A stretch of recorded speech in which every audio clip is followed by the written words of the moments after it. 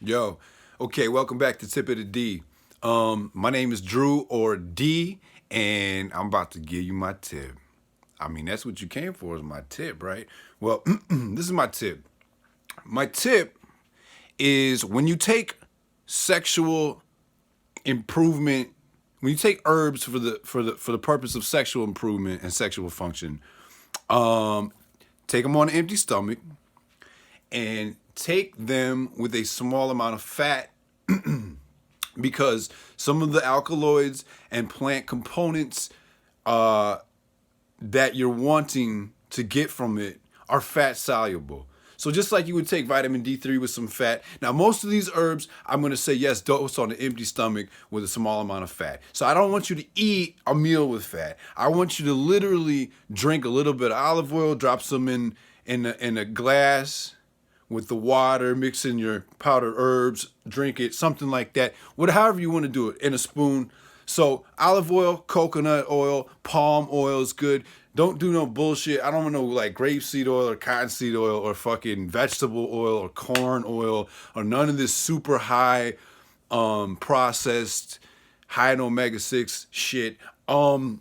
If you want to do a tiny bite of natural peanut butter or some shit like that, but really I try to do something with as little, I really just want the pure fat. That's all you really want, because you don't want to eat a meal with it. You want to take an empty stomach with the fat. So yeah, dose up your herbs. Now there's going to be some exceptions like curcumin or turmeric. I would definitely take with an actual meal.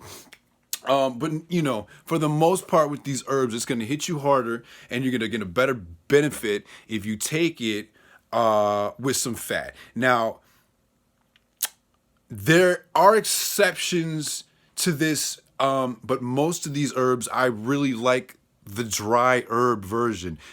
Sometimes you're going to get a stronger sexual function, erectile function kick, testosterone hormonal kick from an alcohol tincture or something like that.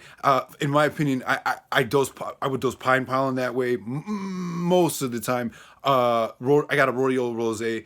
That's a tincture, a glycerin that I love, and see, pine pollen, rhodiola. I don't know.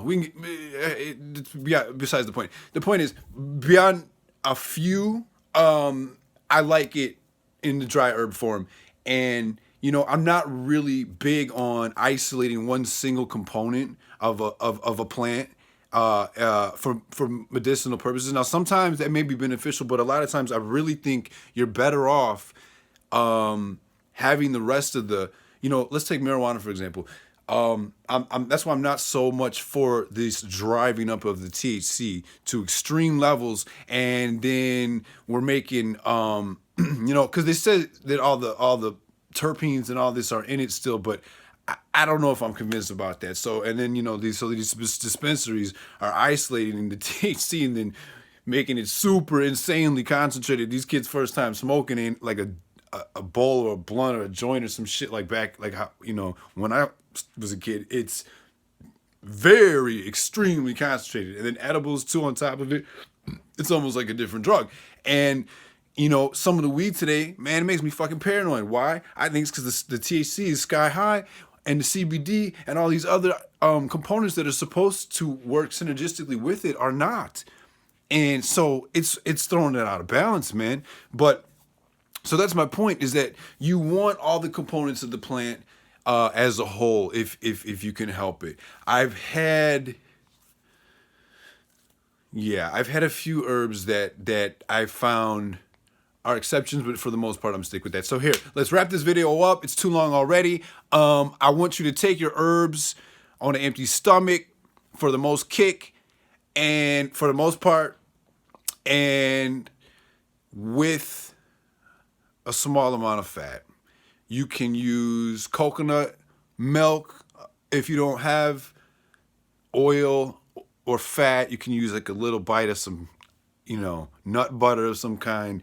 But you're best off with just a few drops of olive oil or like a little quarter teaspoon, or take a whole spoonful if you want of olive oil, coconut oil, or palm oil.